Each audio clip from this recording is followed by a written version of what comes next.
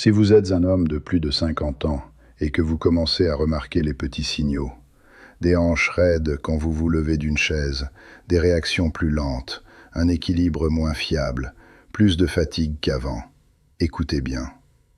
La plupart des hommes pensent que la solution consiste à s'entraîner plus dur, pousser davantage, serrer les dents et espérer que le corps réponde comme à 35 ans. C'est généralement là qu'ils se trompent. Je le sais, parce que j'ai fait exactement cette erreur. Après 18 ans chez les chasseurs alpins, je croyais que l'intensité réglait tout. Puis ma tension artérielle a commencé à monter, mes marqueurs de stress se sont dégradés, mes hormones sont parties dans la mauvaise direction, et j'ai dû accepter une vérité simple. Ce n'était pas plus de violence qu'il me fallait. C'était un mouvement plus intelligent, un mouvement utile, un mouvement régulier. Le genre de mouvement qui restaure le corps au lieu de l'épuiser. Et c'est pour cela qu'aujourd'hui, je veux vous présenter 6 habitudes de mouvement simples, pratiquées depuis des années au Japon. Des mouvements qui ne demandent pas de salle de sport, pas de matériel sophistiqué, et qui ne massacrent pas vos articulations. Cela paraît basique.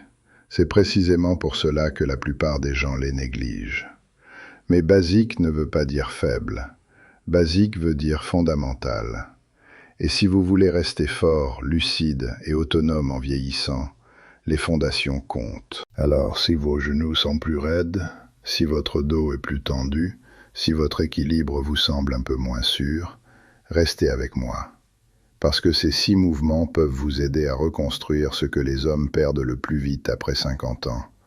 La mobilité, la coordination, la stabilité, la confiance et le contrôle. Commençons par le premier, la marche lente. Je ne parle pas d'une promenade distraite sur un parking pendant que vous regardez votre téléphone. Je parle d'une marche délibérée, contrôlée. Une marche dans laquelle vous faites réellement attention à la façon dont vos pieds touchent le sol, à votre posture et à la manière dont votre respiration accompagne vos pas. La plupart des hommes marchent comme s'ils voulaient simplement en finir avec la tâche. La tête en avant, les épaules tendues, une respiration courte, les pieds qui frappent le sol. Ce n'est pas une pratique du mouvement, c'est juste une façon de passer d'un problème au suivant. La marche lente change cela. Quand vous ralentissez volontairement, il se passe quelque chose d'intéressant. Votre corps ne peut plus s'appuyer sur l'élan. Vos pieds doivent stabiliser, vos chevilles doivent travailler, vos hanches doivent s'organiser, votre sangle abdominale doit se réveiller, et votre système nerveux recommence à prêter attention. Je veux que vous essayiez ceci. Marchez plus lentement que ce qui vous semble naturel. Pas ridiculement lentement, juste avec contrôle. Laissez chaque pied dérouler du talon vers le milieu, puis vers les orteils. Gardez la poitrine ouverte. Laissez les bras bouger naturellement. Puis synchronisez votre respiration avec votre allure. Inspirez sur quelques pas, puis expirez un peu plus longtemps que vous n'inspirez. Cette expiration plus longue est essentielle. Elle dit à votre système nerveux de ralentir. Beaucoup d'hommes de plus de 50 ans vivent toute la journée dans un état de stress de fond. Cela se traduit par des muscles tendus, une récupération médiocre, une tension plus haute, du brouillard mental et un sommeil agité. La marche lente est l'un des moyens les plus simples de réduire ce bruit intérieur. Vous entraînez en même temps l'équilibre, la posture, la respiration et la gestion du stress. Commencez par 10 minutes. L'herbe, c'est très bien. Une piste convient aussi. Même un trottoir calme peut faire l'affaire. Ne transformez simplement pas cela en compétition. Ce n'est pas une punition cardio. C'est un travail de contrôle corporel. Et le contrôle corporel est l'une des premières choses qui vous gardent autonome. Le deuxième mouvement est une courte routine matinale de mobilité, le genre de routine que les Japonais pratiquent depuis des générations. C'est ici que beaucoup d'hommes se trompent. Ils pensent que si ça ne transpire pas, si ça ne tire pas, ou si ce n'est pas lourd, cela ne compte pas. Faux. Ce dont votre corps a souvent besoin le matin, ce n'est pas de brutalité. Il a besoin de circulation. Il a besoin que les articulations parcourent leur amplitude. Il a besoin que les tissus montent progressivement en température. il a besoin de rythme. Une séquence simple de cercles de bras, de roulements d'épaules, d'inclinaisons latérales, de rotation douce du tronc, de montée de genoux et de gestes d'ouverture peut faire plus pour l'homme moyen de plus de 50 ans qu'un café supplémentaire. Parce que la raideur n'est pas seulement une question d'âge. Une grande partie de la raideur vient du manque d'usage. Et le manque d'usage devient du déclin plus vite que beaucoup d'hommes ne l'imaginent. Quand vous faites bouger vos articulations régulièrement et sans brutalité, vous aidez à maintenir leur lubrification. Vous rappelez à vos muscles ce qu'est une vraie longueur. Vous améliorez la coordination avant même que la journée ne commence. Et peut-être plus important encore, vous créez un élan. Les bonnes routines rendent les bons résultats plus probables. Je crois beaucoup aux protocoles courts et répétables. 3 à 5 minutes. C'est suffisant. Vous pouvez faire cela dans votre chambre, dans la cuisine, à côté du lit, dans la tenue avec laquelle vous avez dormi. Étirez-vous vers le haut. Ouvrez la cage thoracique. Faites pivoter doucement la colonne. Déplacez le poids d'un côté à l'autre. Levez les genoux. Laissez le corps se réveiller dans le bon ordre. Un homme qui commence sa journée en bougeant se tient différemment. Il s'assoit mieux. Il marche mieux. Il respire mieux. Et sur des mois, puis des années, cela s'additionne. La constance avant l'intensité. Je le répète souvent parce que c'est vrai. Le troisième mouvement, c'est la tenue en squat profond. Avant de me dire que vos genoux sont trop vieux pour ça, je vais être précis. Je ne vous demande pas de descendre sous une barre chargée comme dans un squat de force. Je vous parle d'utiliser le squat comme une position de repos, ou du moins de reconstruire une version de cette position. Le squat profond est l'une des positions les plus révélatrices du corps humain. Il vous renseigne sur les chevilles, les hanches, les genoux, la colonne et l'équilibre. Beaucoup d'hommes la perdent progressivement parce que les chaises remplacent le besoin de l'utiliser.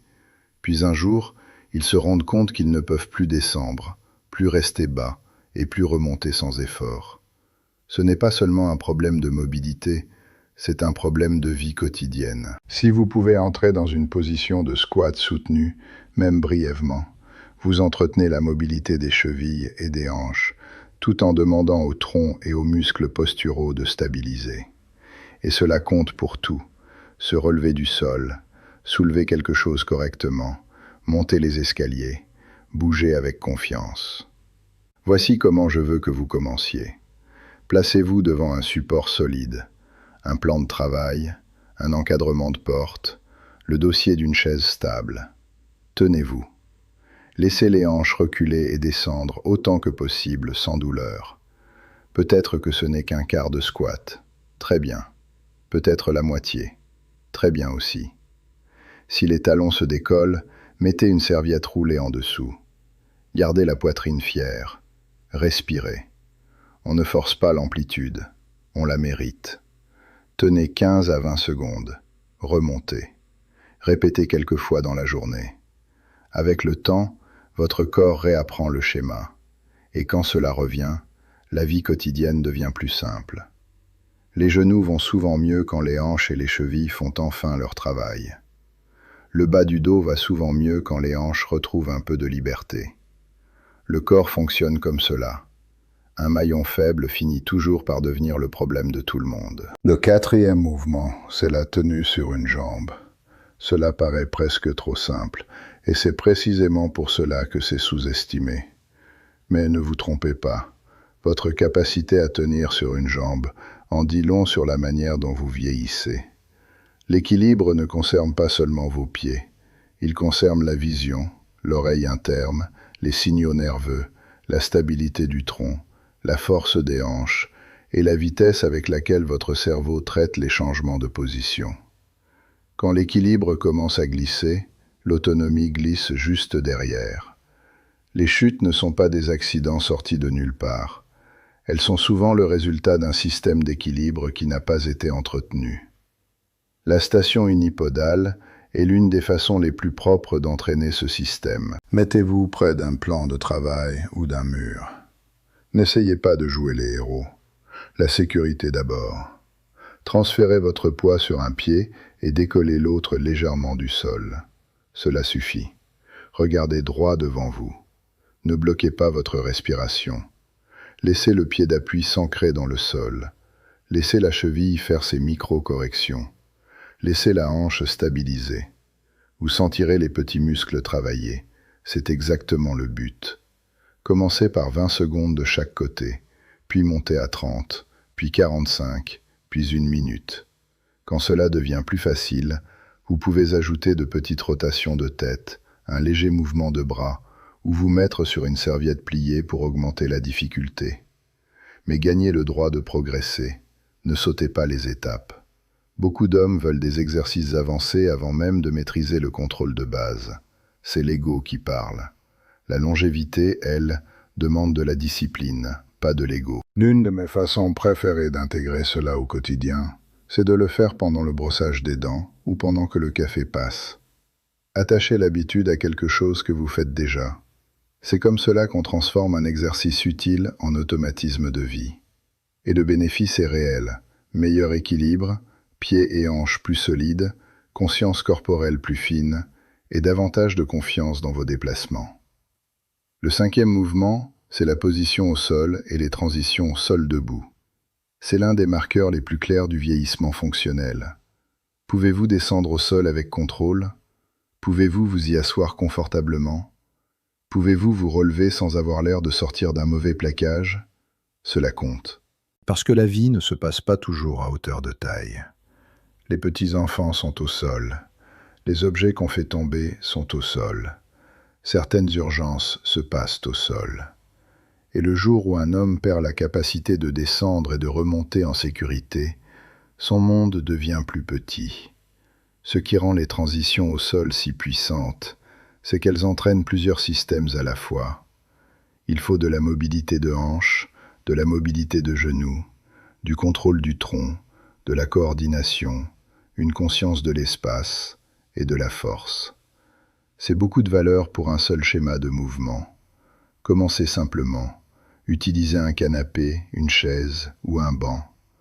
Descendez lentement sur un genou, puis sur les deux. À partir de là, vous pouvez peut-être vous asseoir sur un coussin, puis faites le chemin inverse et relevez-vous avec aide. Cela compte. Ne sous-estimez pas les répétitions assistées. C'est précisément comme cela qu'on construit de la capacité sans se blesser. À mesure que vous progressez, réduisez l'aide. Peut-être que vous passerez à une position assise, jambes croisées. Peut-être que vous pratiquerez le passage de la position agenouillée à assise, puis le retour. Peut-être qu'un jour vous pourrez vous relever avec une seule main, puis sans les mains. Mais encore une fois, cela se mérite. Il ne s'agit pas d'impressionner avec de la souplesse. Il s'agit de préserver la capacité à bouger dans l'espace avec contrôle. Un homme qui sait se relever du sol avec assurance dégage une autre forme de confiance. Elle est discrète, mais réelle. Son corps lui appartient encore. Et le 6e mouvement est l'un de mes préférés parce qu'il semble presque ridicule de simplicité, la torsion avec serviette. Prenez une serviette, tenez-la à hauteur d'épaule avec les 2 mains. Tirez légèrement vers l'extérieur comme si vous vouliez la déchirer. Gardez cette tension et tournez le buste d'un côté tout en gardant les hanches globalement face à l'avant. Marquez un temps d'arrêt. Revenez au centre. Puis de l'autre côté, lentement, avec contrôle, sans à-coups. Pourquoi est-ce que j'aime autant ce mouvement? Parce qu'il entraîne quelque chose dont les hommes qui vieillissent ont cruellement besoin. Le contrôle de la rotation avec une bonne stabilité posturale. La plupart des hommes perdent leur rotation progressivement. La colonne thoracique se raidit. Les épaules s'enroulent vers l'avant. La cage thoracique bouge de moins en moins bien. Et ensuite, ils se demandent pourquoi leur dos s'irrite, pourquoi leur posture semble plus vieille, pourquoi leur swing au golf s'est dégradé, pourquoi sortir de la voiture devient maladroit, ou pourquoi même se retourner pour regarder derrière eux semble pénible. La torsion avec serviette réveille le haut du dos, les épaules, les muscles du tronc et les stabilisateurs profonds d'une manière respectueuse des articulations et étonnamment efficace. La tension vers l'extérieur sur la serviette transforme tout le mouvement en effort organisé. Les épaules se stabilisent, le tronc s'engage, le cerveau doit coordonner droite et gauche. C'est simple, mais ce n'est pas anodin. Faites 5 rotations lentes de chaque côté, ou mettez un minuteur sur 2 minutes. Le matin est un très bon moment pour cela, avant de dormir aussi, surtout si vous bougez calmement pour défaire une partie de la raideur accumulée dans la journée. C'est aussi un excellent rappel que toute forme de force ne ressemble pas à des charges lourdes. Parfois, la force, c'est la capacité à créer de la tension là où il faut, à bouger dans une amplitude que l'on a su préserver et à rester en contrôle pendant qu'on le fait. Maintenant, laissez-moi vous dire la vérité difficile, puis la vérité encourageante. La vérité difficile, c'est qu'aucun de ces mouvements ne vous aidera si vous ne les faites qu'une seule fois dans un accès de motivation, avant de les oublier. La motivation est instable. La discipline, elle, porte un homme pendant des années. Le corps que vous aurez à 60 ans se construit par les choix que vous répétez. Pas par les choix spectaculaires, par les choix réguliers. La vérité encourageante, c'est que vous n'avez pas besoin de bouleverser votre vie du jour au lendemain. Vous n'avez pas besoin de vous entraîner comme un athlète. Vous n'avez pas besoin de genoux parfaits, de bilan parfait, d'une énergie parfaite, ni d'un passé parfait. Vous avez besoin d'un point de départ. Peut-être que pour vous, ce sera 10 minutes de marche lente le matin. Peut-être qu'une minute sur une jambe, en tenant le plan de travail de la cuisine, suffira pour commencer. Peut-être que ce seront quelques tenues de squat soutenues dans la journée. Peut-être 2 transitions contrôlées au sol sur un tapis. Peut-être simplement une serviette et 2 minutes de rotation du tronc. Tout cela compte, vraiment. Et si vous vivez avec des douleurs, d'anciennes blessures ou des années d'inactivité, je veux être clair, vous n'êtes pas exclu. Vous devez simplement bouger avec intelligence, utiliser un support, réduisez l'amplitude, allez plus lentement. Parlez-en à votre médecin ou à votre kinésithérapeute si nécessaire. La douleur est une information, pas un insigne d'honneur. Bien vieillir ne consiste pas à faire semblant que l'âge n'existe pas. L'âge existe. La récupération change. La tolérance articulaire change. Les hormones changent. Mais le déclin n'est pas la même chose que la reddition. Il y a beaucoup de choses que l'on peut préserver, et dans bien des cas, beaucoup de choses que l'on peut reconstruire. Voilà la mission. Pas courir après la jeunesse, pas impressionner des inconnus, pas vous punir parce que vous vieillissez.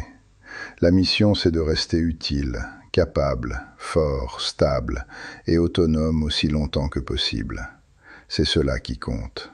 Alors voici mon défi. Choisissez l'un de ces 6 mouvements aujourd'hui, un seul.